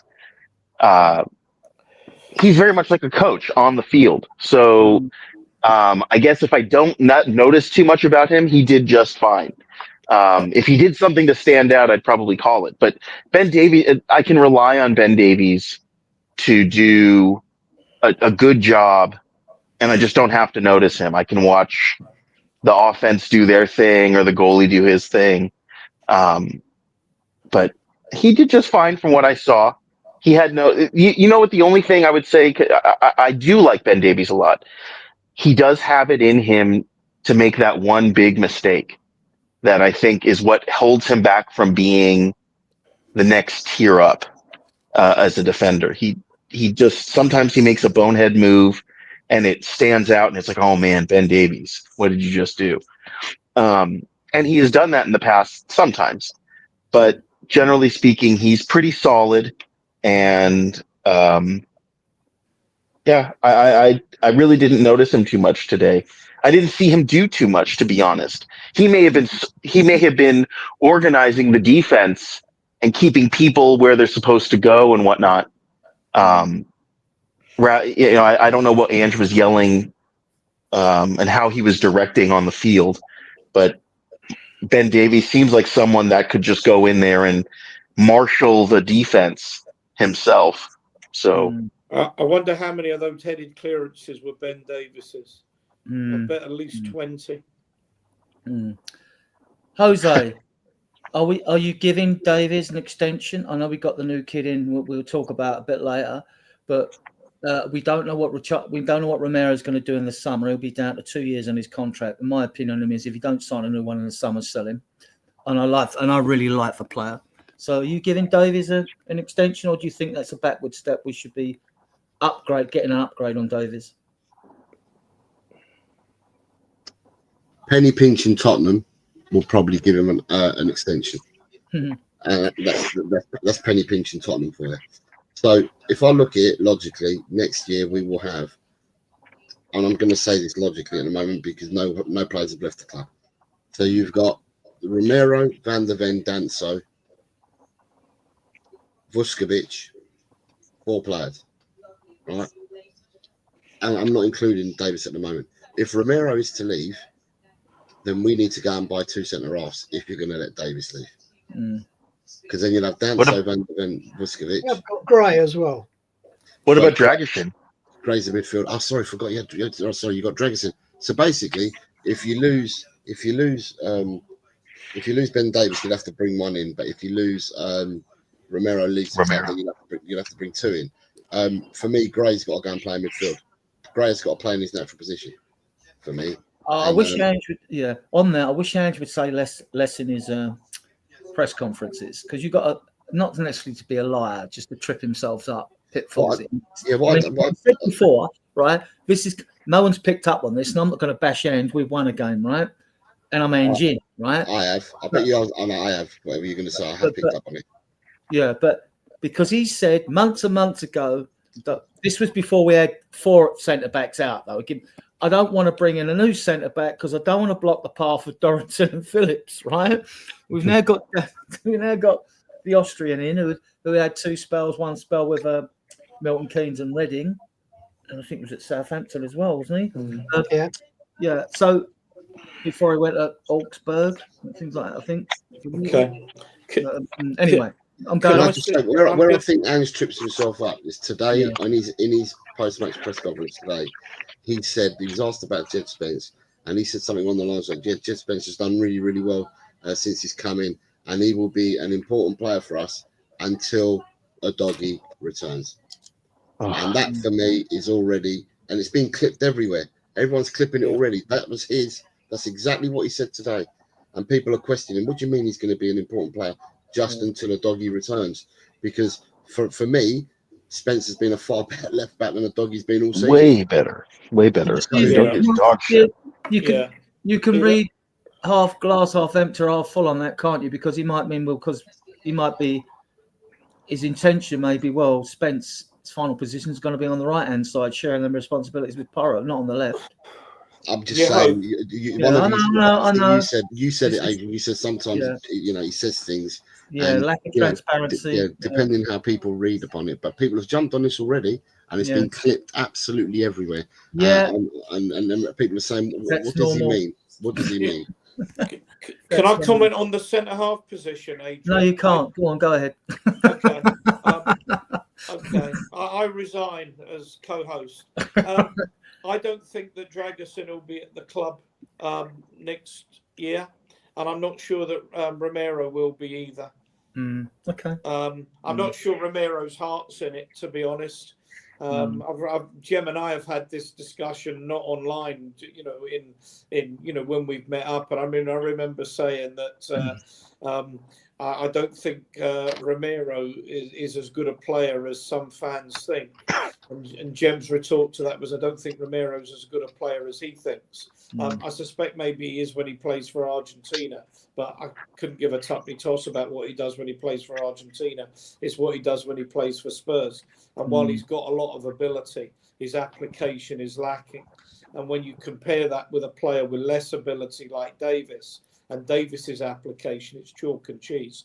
So going back to your question, I think it's all, great. We've got Vuskovic, who I think, they'll see as a natural player on that right-hand side. Maybe Phillips and Dorrington will be ready. We've got Kevin Dasco. I would be giving Davis another year, absolutely. And then I think I'd be looking at, I don't know where he is with his coaching badges. Maybe you'll want to go and play elsewhere. But I think he's going to make an outstanding coach. Vuskovic walked straight into that team from what I've seen of him. I've never seen. Well, that's the point. Be that good. And he's not the quickest, but boy, he can read a game. He scores goals. He's got 6 goals in 20 odd games for Westerlo in that. He's there with Divine, isn't he? He is. And Dorrington and Phillips are talents, and Phillips is doing well at Stoke. So I haven't seen him. Yeah. When I see Vuskovic, reminds me a bit of the boy at Man City. Kuzanov. Sorry? Kuzanov. No. Sorry, completely forgotten his name. The young defender who now plays up front, or not up front, but plays in midfield and scores goals. Young kid, he's... You got... What you're thinking about it, Jim? Jose has to go off. Jose, I don't know if he's there. He's on his phone. Jose. Yeah, I know you need to go off. Is he? Yeah. So thanks for being on. I know it's Adrian's show, but I picked up the that's okay. comments. Thanks for coming on, Jose. We will pump your show at the end of the chat, at the end of the podcast, right? Okay. Right. Bye, Jose. Gvardiol is the player I was thinking of. Oh, of course, yeah. Oh, Gvardiol. Yeah. Okay, it gets a bit more because we were defending. We've got these three. Pick one, Jim. I think Kulusevski deserves so many plaudits. I've said previously that I think he thinks differently to everybody else in the team. I think he thinks differently to most other players I've ever seen. I think he brings an intelligence to the game that is quite rare. He's clearly got a huge amount of stamina as well. I know he says he never gets tired, but he's somebody who probably deserves a break more than anybody else. I wasn't sure about him, and he's clearly not quick, but he is really smart. And he's been so important in holding this team together through a tough period. Yeah, I find with him as well that a lot of the time when he receives the ball, he's the furthest player forward, and he's got to hold on to it and wait for others to catch him up most of the time. I mean, and I've even seen that with Johnson. I wasn't a fan of Johnson when he came up. No, let's not talk about Johnson. Right, Alan. Basuma? Yeah, but I think Bentancur. This was the Bentancur of old today. I was a little worried when well, he was doing everything. To me, it seemed like he was all over the pitch. He marshaled the midfield. I mean, he was the standout midfielder today, I think. I was a little worried when he stayed down and then he got up and tried to, carry on. I was a little concerned about that he might have, we might in the coming days hear of him having picked up something as a result of that. And I thought that Ange might have wanted to pull him out to avoid any more injuries, considering how to the quick we are already cut. But what a game he had today. God, he was blocking. His passes were good. His forward play was good. I mean, I have nothing bad to say about Bentancur today. He did a phenomenal job. He was good against Elfsberg as well, wasn't he? He was very good against Elfsberg. I couldn't hear what you were saying there, Adrian. I said I'm going to give you got Basuma, but Bentancur was very good against Elfsberg as well. And he's not really a number 6. Yeah, I think I've made that comment on the show. I really was really impressed.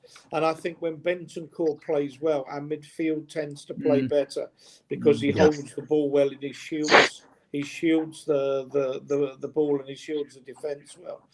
Yeah, I mean, I thought I was on Jose's show. We did We Are Tottenham TV. There was I think you were still hungover, mate, but there was Jose Chang and I that did it. And when we saw the team, I thought, well, I hope Bentancur and Biss, we're going to need to attack because they will score against us. So we will need to score 1 or 2 to even draw. I was wrong about them scoring, but Bentancur and Biss, I thought, protected the back four really, really well. Basuma frustrates. He frustrates because he's got a lot more ability than he shows. I thought he was all right today. I thought he was okay. I just feel I have to say I'm a Basuma fan, and I have been since I saw him absolutely dominate the game when he played for Brighton against us. We've seen what he can do. I think he's been disappointing in that he's not often reached those levels. Yeah. And Bentancur, likewise, when he was playing for Uruguay just before he got injured, he was magnificent and really dominating games. And again, another one that hasn't quite got back to the level that we know he's capable of. I think there's more to come from both of those two.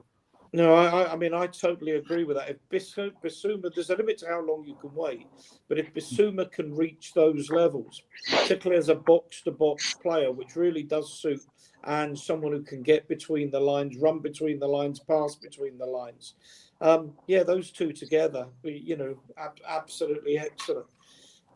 We have an issue with our midfield, though, guys. Everybody played well today. Yeah. I really thought everybody played well.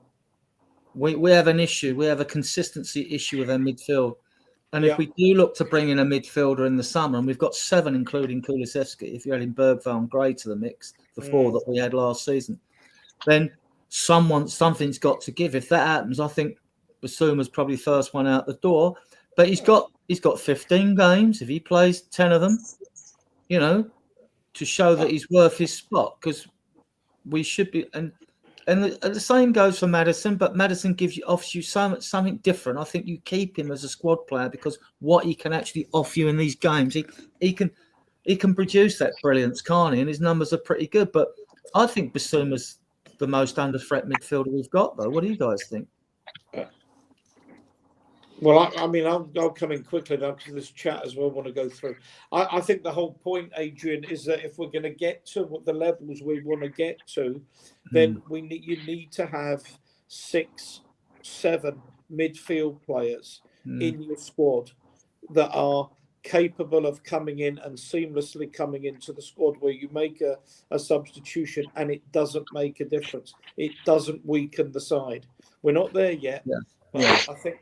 Whether the overall midfield is good enough. We could have the extra players in midfield, because if you take a 25-man squad, you get 2 for each position. That's 22. The extra goalkeeper, that's 23. Yeah, you've now got 2 extra players. You could have them as midfielders, or a midfielder and a defender, or whatever. Yeah, so there is room to go heavy. We could have 8 midfielders. But you're allowed a 25-man squad. Are you not? You don't have to have your under 21s in that, though, do you? No. So, in Europe, with the B list, they've got to be with the academy for 2 years, and you don't even have to produce the same B list for the whole Europa campaign, right?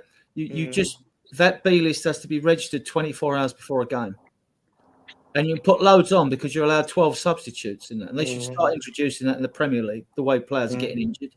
And maybe even increasing squad depth from 25 to 30. All right, it's a wages issue, but the clubs will just have to deal with it. Right, 3 more to go. Can I just a couple of comments in the chat before you go? Sorry to chat. David's saying a little bit harsh on Kulusevski, I think. I think he's almost as old as you, Adrian, because he's got the same age, since 1960. But me as well. Yeah, I'm not sure that's not a good, a bit harsh. Tagaro, morning Tagaro. Big up Tagaro. I mean, having disagreed with him there, I think I totally agree with this. Box to box, and he needs to find that game again. I mean, I agree with you about Conte. Totally agree with you. But Conte stifled a lot of players. Funny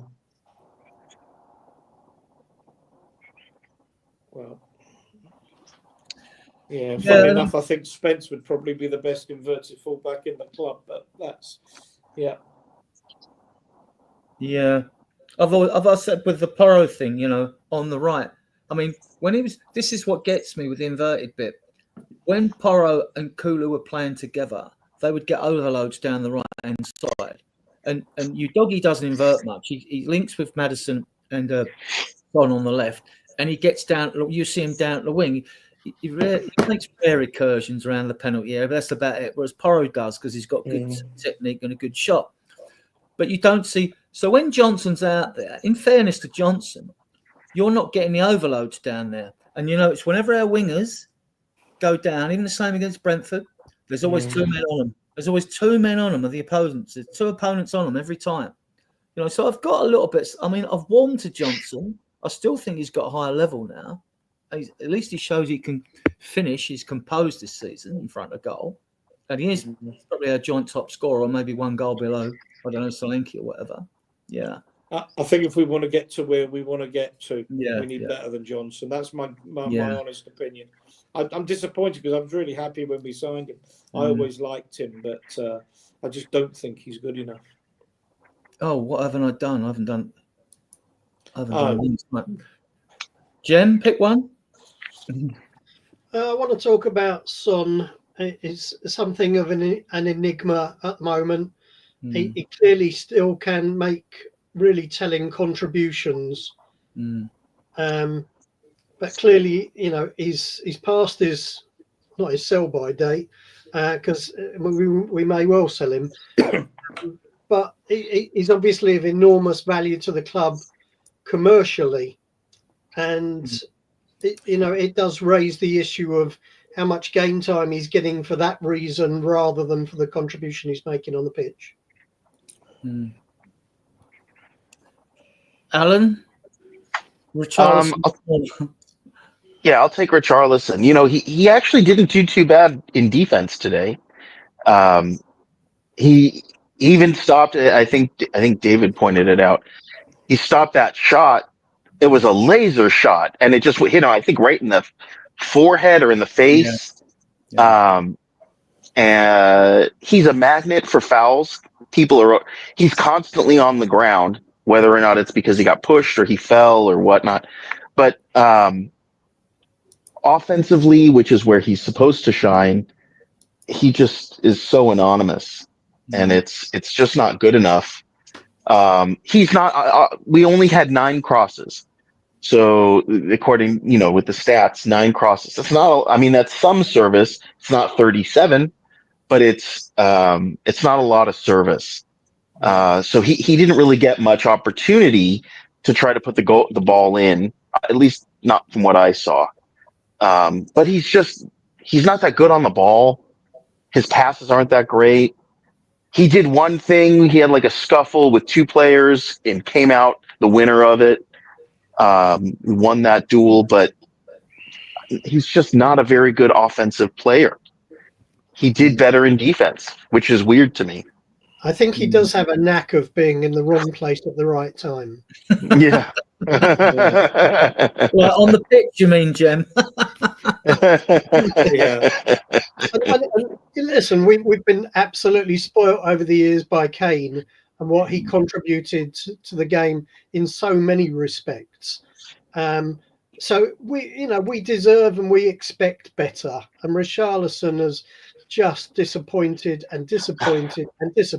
time after time. And even with Alan's years of support in this club, us 3, sort of older brigade here, we've seen so many good strikers at this club. And when you just you're like, Richarlison just pales into insignificance when I've seen all the good strikers at this club from Reeves, Gilsey, Shivers. Oh yeah, Pete. Everyone. Then you got Bale and Berbatov. John Duncan. Duncan, even Klinsmann. Archibald and Crooks, Archibald and Crooks, Colin Lee and Ian Waddle Morris. and Hoddle, Jerry Waddle played as a 10. Chris Jones. Richarlison, get back in your box. Right. Yeah. This might be too hard for you. No. We've got to save Mikey Moore for me and Ian. Ian. Yeah. What's interesting, just picking nice up goal on Thursday, by the way. Is that I agree on Son. I think he's got a role, but I think it's more of a bit part role. But whether he would feel he's better off going to Saudi or going to America or whatever. But there is the commercial aspect, and unfortunately, we know under Levy that's never going to be forgotten. Strangely enough, I do think Richarlison is more effective on that left-hand side than as a centre forward. That's just a thought, but it's all relative. Whether either of them are gonna be at the club next season is another matter. Richarlison definitely not a hope. Sonny, it will be for commercial rather than footballing reasons. As for Mikey Moore, look, we can see what he can do, and he was really excellent against Elfsborg on Thursday night. But he's got a lot to learn, and I think this is one of those ones where you put him in sometimes in the Premier League, and he's not been quite as effective as you'd like. Maybe he's, at his age, he's better off coming on against tiring defenders with his little turns of pace and his little jinks than he is as a starter at this time. All worked well for us today, but he's got a little bit to learn yet, but you can see with the skill and the confidence he's got that he's going to be a great player. I think the secret is not to overburden him with expectation too early in his career. Right, stay with you, Ian. Man of the match. Oh, Spence. And he's man of the match of a number of great performances. But Spence. You two agree? Yep. 100%. Yeah.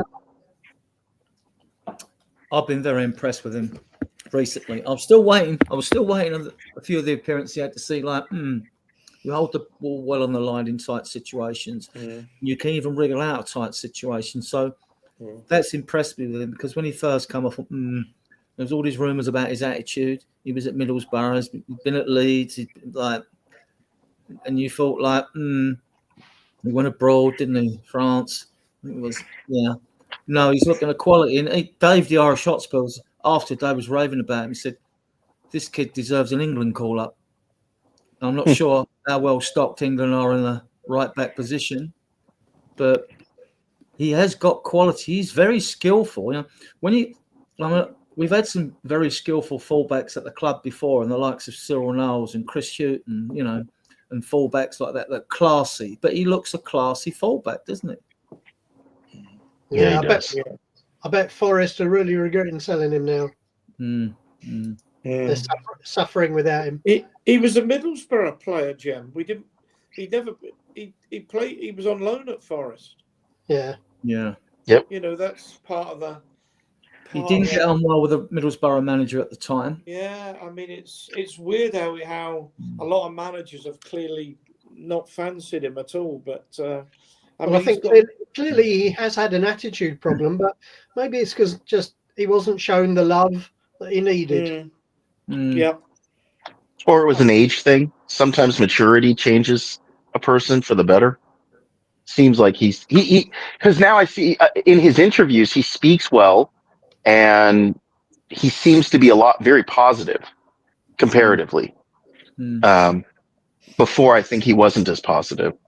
Right, we'll move on to transfers now. Right, the window closes Monday the 3rd of February at 2300. So, a day to go. We've got a signing though, guys. What do you know about him? I did post your videos of this guy, I think. I'll tell you what I think about him afterwards. Have you watched him? Any of you? I watched the videos. Would he play for Lens? Big guy, he looks good, but again, highlight clips always make people look good. I can make myself look good, and I'm terrible. But from what I understand and what I'm reading, he is a very good player. A lot of people wanted, say that he's the better pickup over Tomori, and that it was a good thing Tomori kind of rejected us. He reminds me of, I don't know if you remember him, Yunus Kabul. He reminds me a bit of Yunus Kabul, but he looks a bit quicker, actually. He looks quicker.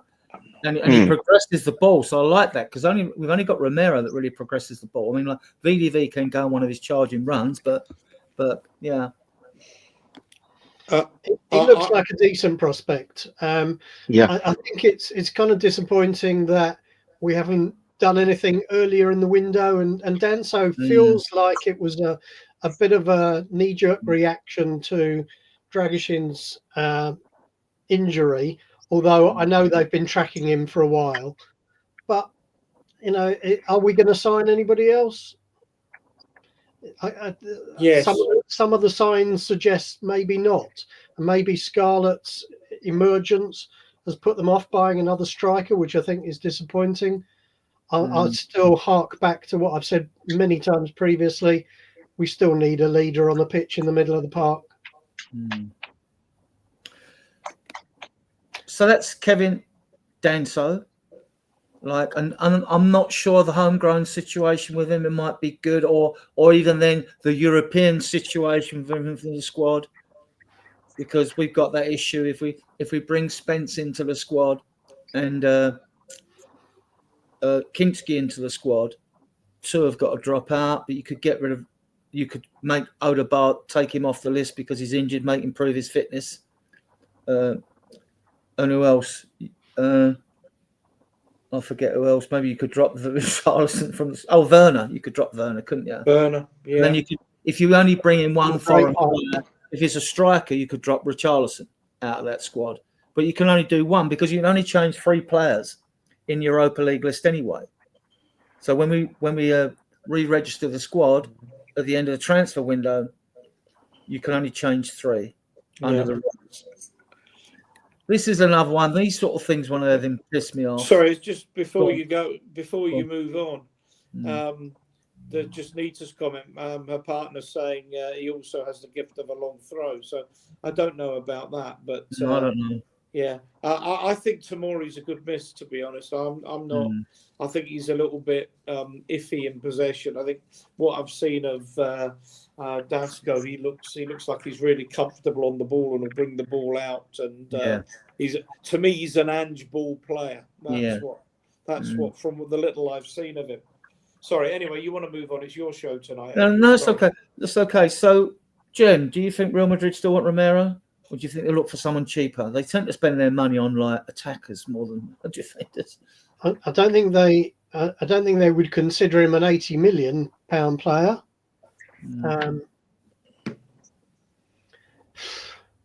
You know, I just feel that for us, Romero is somebody who feels he's better than the club. I don't think his heart's in it. I think he's wanted to move on for some time. I think he slows things down. I think he frustrates Ange. I think he frustrates a lot of supporters in that respect. There's not an urgency. There's no sense of leadership or team player in him.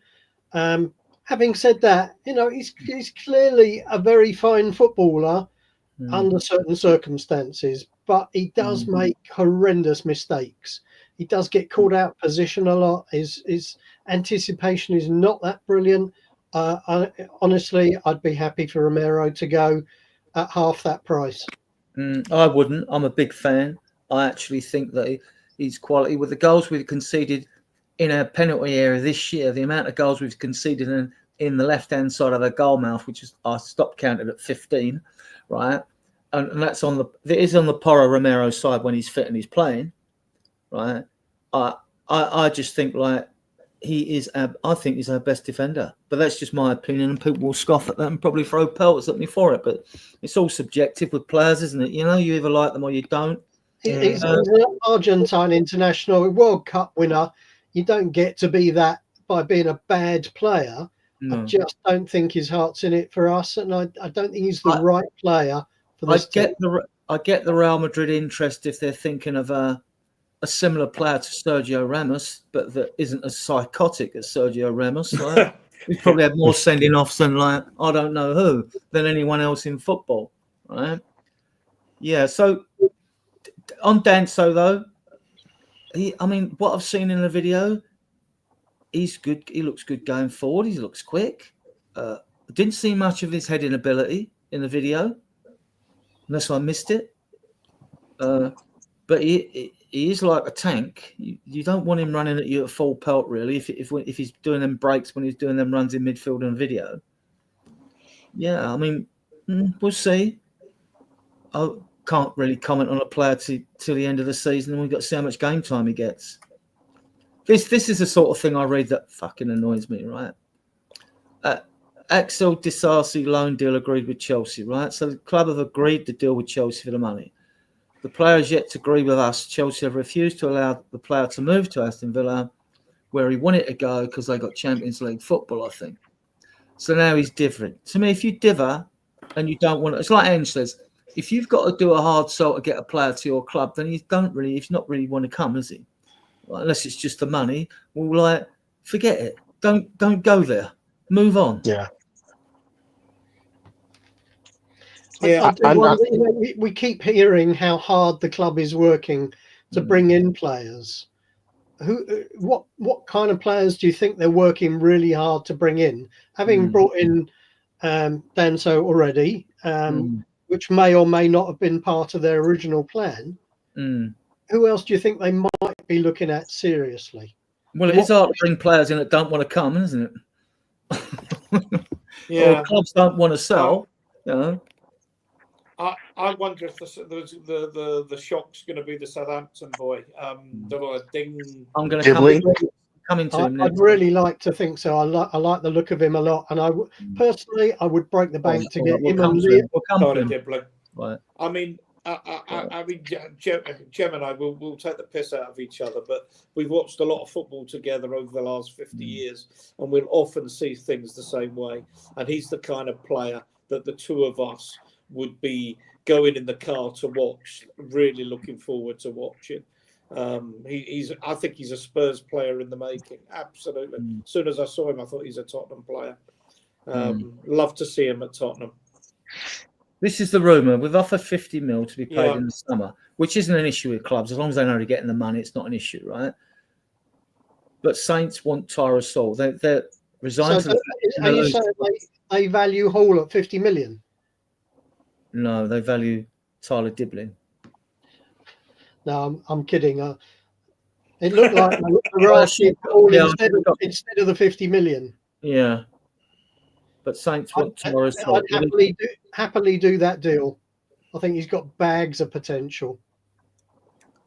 I'm not giving him Tyra Saul. He got 16 goals in midfield for the under-18s. Got promoted to the under-21s. He still looks a bit lightweight. He's when he breaks from midfield, he breaks like Moussa Dembele. Remember him, the player we've never replaced, right? And he's got that glide where he just goes past the player when you're just going straight at him rather than trying to beat a player with pace down the wing. How old is he? Tyrus, well, the club will do whatever they want, but obviously, like, I do not want to see Tyrus Hall go. I want to see him go out and get a. What about giving them Tyrus Hall on an 18-month loan? A loan, yeah. Or what about giving him Richarlison and Werner? And Werner as well. And Werner as well. Yeah. Yeah, they can have bloody Richarlison. They said players on the other reports is might give them. They would want a midfielder off us. Well, you know, they're not having Callum Elusasi either because he's another quality player. And the thing is that our young midfielders, I mean, I don't know if they're going to make it a Premier League level with us, whether they'll make it a Premier League level with other clubs. But the years I watched the reserves going back to the South East counties, when you're watching them as well and coming through, I've never ever seen a better crop of players. I've never seen us produce a player apart from Hoddle, right? Like a Mikey Moore. I mean, but we'll see. It's exciting, isn't it? It is very exciting. It's that crop that won everything last year. I think tomorrow's going to be an interesting day. I mean, the people that I think know are saying that we will be doing stuff tomorrow, maybe a couple tomorrow. And for those that don't know, Paratici deserves a lot of credit for this. And his ban's up in July, by the way, guys. His ban's up, right? I expect him back, right? I want him back. Levy, if you're watching the show, get him back, right? He came in, ripped up our academy, which was crap. Dean Rastrick went. They had a fixed pay structure, so we couldn't attract players because, like, look, it's all about money these days. If you've got to give kids, I don't know, a few grand or more, or a 5-figure sum a week to come to your club, you do it. You know, I mean, and look at the money we're paying for kids. I mean, Will Lancashire was at Arsenal. He went to Sheffield United, and he was 17, and we give like 2 or 3 million for him. We paid money for Ashley Phillips off of Blackburn, didn't we? $8.5 million for Bergvall. That's a steal. Now we all know that's a steal already. Yeah. Oh, Gray was rumored 35 mil. There are probably add-ons with that. Don't mind the add-ons. Don't mind how many add-ons are on the Gray deal, right? How much we got to give them? And like, look, we paid zilch for Sarr, farmed him out. Udogie, VDV wasn't the first. It's funny, isn't it? All our second and third choice players that people moan about, a lot of the ones we got in this team were our third and fourth choices. VDV wasn't the first choice centre back, Udogie, Sarr, and others, Yeah, so yeah. So the academy's looking well. It's really well run now. There's been so many staff that have changed as well and been got rid of and things like that. Guys, so if you could bring in one player that would transform this team, irrespective of whether they're available or not, no matter who they're playing for, what one player would make a real difference to this team? I've got that and one question for you guys as well, right? Which comes to me, which I found. I think fans need to get a better perspective of what goes on out there. We were in for Matthias Tell, right? 60 million euros, right? That's 51 million pound for a 19-year-old kid who would come with a risk because you don't know if he'd smash it in the Premier League anyway, right? What I struggle with is for 51 million pound, you can go and get a ready-made player, another ready player for this team. You could get that left back we need. We could have gone and got Dorgu for that, who's going to Man United, and that's what gets me. These amounts for kids now are starting to get a bit obscene. These amounts of money paid for kids who are unproven in the Premier League. But it's potential lifetime value, isn't it? Player to bring in. I've liked this player for quite a while, and he's not getting game time at Juve. Now they've got more money. For that 51 million, we would have probably got Dusan Vlahovic. I think they paid 74 million euros for him, which is what, about 60 something million, low 60 mils, whatever it is. And if we were willing to go and pay 51 million for Matthias Thies, and I like Vlahovic, but probably doesn't quite fit the end system, but he would score goals for us. 10 times better than Richarlison. Yep. Others would like Giroquez, wouldn't they, at Sporting? Yep. He did nothing at Coventry, did he? And then when he was there, and then he went away somewhere else. What value would you put on Liam Delap? Apparently, he's got a buyout clause of 20. I think it's 29 million, 29.5 million. That's the rumor that's come out today. I don't know if it's true or not. But no, it's not the buyout clause. Sorry, let me get this right. He came from Man City. So if Man City are wise, they've got a buyback clause of 30 mil, say, right? So if they think he's worth more than 30 mil, they buy him back and sell him and make 10 mil or whatever on him, or 15 if they sell him for 5. I haven't seen enough of him, Jen. I'll be honest. I haven't seen enough of Delap. Every time I've seen him, he's impressed me. You, Jem? Absolutely. I watched his dad do the long guy puts in the effort, and he seems to have unlimited talent. I think he's a really exciting prospect, and obviously he's not going to be wanting to play in the Championship next year. No. You remember his dad doing the long throws for Stoke City? Rory Delap. Yeah, it's Rory Delap's son. Yeah, long throws for Stoke. Yeah, well, that's the one. Jem asked that question about any player.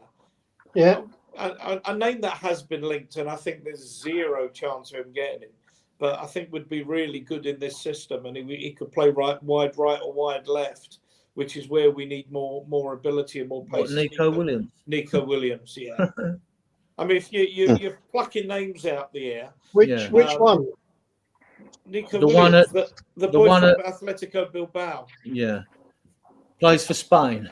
I mean, he's got a buyout clause of about 60, I think. Yeah. But then he'd probably want 300 grand a week. Yeah. And actually, on the just only one interesting fact, and I'm hoping that this comes to fruition. When we got Odegaard off of Burnley, and Vincent Kompany raved about him before he took the manager's job at Bayern, he came through the PSG academy, and at the time, although Spain had won the Euros and Nico Williams. Cheers, Graham. Thanks for being on. Yeah. Odegaard's stats were similar to Nico Williams. I know I'd have. I take Nico Williams because he's proven it at the international level, but Odegaard's stats were comparable to Nico Williams. So we might have a gem there, we might not. If I were to take anybody, I'd probably take Jamal Musiala from Bayern Munich. If we're playing pie in the sky, grab anybody. Young, bosses the midfield, bags of potential. They're going to. I think they'll build. Although the fact that they built a team around Kane, you could build a team around Jamal Musiala. If we're talking a pie in the sky, I'd take Rodri. Yeah. You know what? I'd even take Kane back. Yeah. It's funny. They he's talking about Szoboszlai. These all right, these marquee signing players out there, as if like these Galacticos. Where are they? I mean, they're already at Bayern or Real Madrid or Barcelona or perhaps Juve. There just don't seem to be as many about as there used to be. Yeah, Dominic Szoboszlai, I assume that David is alluding to. Yeah, good Yep, pronunciation. Szoboszlai. Well done. I didn't dare try it. Szoboszlai, he's great. Well. Very good player. I didn't think nothing. But that's what I mean about having a really strong, big, fast, intelligent central midfielder. Somebody who's going to run a game. And I think that's something that we've missed for so long. De Bruyne. Since Moussa Dembele. Can I throw something in there? I'm constantly looking at my phone for updates and things that are happening. There's loads of transfers going on with Fabrizio Romano, but a lot of them are don't involve us. Although Sergio Ramos is going to play in Mexico, so probably there's a 25% tariff on that now. But Matthias Tell. Man United are demanding from Bayern are demanding from Bayern demanding from Manchester United that there is either it's a permanent transfer or an obligation to buy. Man United are not prepared to do that. So I wonder if that's a deal that's got a sting in the tail, because we know we'll do that. Well, if they tell him you're not going to play for us, you won't be in the European squad after the year. You know, these clubs are hamstrung. That's why they want to pay in the summer or later, because they're still in danger of of the rules regarding like how much you can actually spend. And Newcastle can't go out and spend before they sell. I think Villa and Man United are in a similar position. This is why they're trying to get loans in, because they can't do deals any other way unless they sell. I mean, has Rashford gone? Has he gone? I think it's done, He went to Aston Villa. They might have a bit of leeway then, but then we know they need a massive rebuild as well. They've got an aging squad. So this is from Adrian. Can I come in? This is the BBC's gossip thing, which I always read. Just a couple of things on top of what I said, that Tottenham have agreed the deal for Desai, but he wants to go to Villa, and I think we know that. João Felix is expected to leave Chelsea on deadline day, with AC Milan and Aston Villa both interested in the 25-year-old Portugal forward. But again, it's money from them. They can't have Rashford and Felix up, I imagine. Man United have entered the race to sign Ipswich in England under-21 striker Liam Delap, which would suggest that they're not going for Tell, who has also been linked with a move to Tottenham. Ajax were not allowed Jordan Henderson. No, we don't need to worry about that. Everton, Crystal Palace wants an AC Milan player. I think that's all that affects us. But, hang on, Spurs are weighing up a move for Lorient's French striker Elie Junior Kroupi 18 who's been chapped by Chelsea and West Ham. Well, that's not one that excites me. We don't need more 18-year-olds, or at least if we buy more 18-year-olds. And when you look at players, people say, "Oh yeah, why don't we just go and get Jonathan David and all that?" Like, and you think, "All right, he can sign now because his contract's up in the summer." But if you're Jonathan David and you're not rated, and you're say just a £25 million striker, you're not going to sign for Spurs at this time. You're going to wait till the summer and demand when clubs come in and going to get you for nothing. You go, "Well, I'm worth 25 mil on the market, so if I'm worth 25 mil, I want a £10 million signing on fee and 200 grand a week." You're not signing for Spurs now. No player in their right mind would do that at the end of their contract. This is why they try and strike the deal now to get the player in the summer with that sort of agreement in place. It's not happening. We'll see what we do. These are our fixtures this month. As you can see, easy run, guys. We've got Liverpool away in the semi-final second leg Thursday. Then we got Villa away in the Cup. Then we got Man United at home. Shows how much we needed this winter day. Although I don't rate Man United at all. Ipswich away. They're beatable away, funnily enough. I know they did us at home, and then Man City at home. Well, that's always 3 points, isn't it, Man City? Them 28. I'm not saying we will, but we're capable of winning each one of those games. Yeah, we are. Yeah. We're not going to win all of them, but we are capable of winning those games. But not necessarily winning. Think of the lift it would give the fan base if we got a draw at Liverpool and we're in the final. That lift that would give everyone. I still fancy us to win the Europa League. It's just like it gives us Champions League football if we win it. See you Bilbao. Yeah. I mean, today interesting times. What about Eze? Would you take Eze? Yeah, I would. He would be an upgrade, wouldn't he? Definitely be an upgrade. There aren't many out there that you think, "Oh yeah, I'll take." See, the thing is, when they talk about Wissa, Buemo, other strikers, because I've got the history of Spurs strikers in the past, they're not a patch on the strikers we've had in the past. And there we're really rating these guys. If there's something, Kuna, we're really rating them. They got potential and all that. Probably do better in a better quality squad. But like, they're not. Is the reality, Adrian, that we're not going to compete with the top clubs at the moment? We're not going to compete with Liverpool, City, Chelsea for the Galacticos. So what we're creating is a club where we have a real team rather than special individuals. We need more punch up front, don't we? We need more punch up front. So players can grow together. I love to see the youngsters coming in. I'd much rather see those boys coming through and succeeding than we buy 60 or 100 million pound players. That's actually the joy of it for me, is seeing those youngsters coming through. And if we could create a real team that could compete at the highest level with Spurs through and through boys, I love that. It's a good squad. It's a quality squad when everyone's fit. It's the consistency issue with the squad. But when everyone's fit, if you got rid of a few that we mentioned earlier and you added two or three players, could transform us if they were the right players. Could really transform us. But you were talking about, I think it was you. No, it was Jose was talking about, the old football combination of the South East Counties League with the kids coming through. I mean, it's actually reminded me when we were teenagers, in our late teens, with the season ticket, Jem would pick me up at about 20 to 3 and we would go off and watch the reserves playing in the old football combination and wait for the phone to ring. No mobile phones, no nothing. And you would hear the phone going and you knew there was a goal at wherever Tottenham were playing away that day.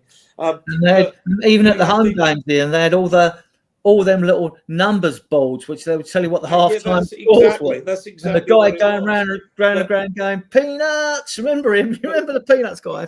And that one particular photographer that always used to be behind the goal. We saw a young Glenn Hoddle, a young Mickey Hazard, a young Neil McNabb, probably a young Chris Hoot. There was no doubt there were others. but we saw lots of these kids coming through, and it did give you great pleasure to see. We saw these guys as kids in front of 200 or 300 people in at White Hart Lane in the in the 70s before they broke through big. So yeah. Listen, I played alongside the teenage Ian Meth back in the day, and it's just so joyous to see the superstar that he's become. Absolutely, eh? Well, Hoddle made his debut away at Stoke and got the winner in the 2-1 victory with a free kick right at the end of the game. I mean, like, I think he's the best footballer England have ever produced. Adrian Allen needs to go, and we need to go as well. We'll wrap it up. I want to get ready for match of the day. Right, okay. Sit and watch match of the day tonight because we won. Right, let me promote Alan's show here. Those of you watching now, the few of you that have remained this time with us, and for those of you watching us playback on Playback, please go and subscribe to Team Go Tottenham. Like I say, we will be doing later shows on a Friday to cater for our American and Canadian audiences, right? Go there. And also, we're trying to get Eltel Cockerell to 1K of subs. Yeah. We've passed that yesterday, I think. We've been going 6 other months, I think. So we're doing fine here. But we could do with more people in the chat, obviously, because then once we get plenty in the chat, once we get an average 30 in the chat, we can start talking about doing memberships and stuff like that. Yeah. I've got a big show next week I need to promote. Yes, and it's not this coming month. What day is it today? Sunday. It's a week tomorrow. I've got Kieran Maguire on. I'm going to be talking about. He wrote The Price of Football. He's the leading academic and a financial analyst of football. Going to be talking about Tottenham specifically. I think he might have. I think he might well have. Agreed to do this because it's specifically about Tottenham and Levy and where we are. I think it's probably something that probably interests him. I don't know how well he knows Paul Barber, for example. He's a Brighton man and a Brighton. He's a Brighton fan for those that don't know. And he lectures on football finance at Liverpool University. He knows his stuff. By the way, good win for Leeds yesterday. You must be over the moon at that, sweetheart. But that's going to be next Monday night. We must really promote that. So just see the numbers going up. That means probably people coming in from different parts of the world as well to say hi. So but in a hype, I think he's a scout in a hype, and like I've seen the rumours about Okafor. I've seen them before. This isn't the first time this has come up for this player. So we'll see. Alan, thank you for coming on. Thank you. The show, you know that. Yes, thank you so much. The Friday show, because as we're trying to appeal to American and Canadian audience, it'd be nice to have American and Canadian guests. You know what I mean? That'd be great. Yeah. Would love to be there. All right, you probably get a message from me. But Ian's doing the Tuesday shows. Obviously, I'm doing Tuesday or whatever he's doing. And as you say, I mean, we go out at 8:00 every Tuesday and Sunday. Fridays is going to be 10:00 in the evening in future, or even later.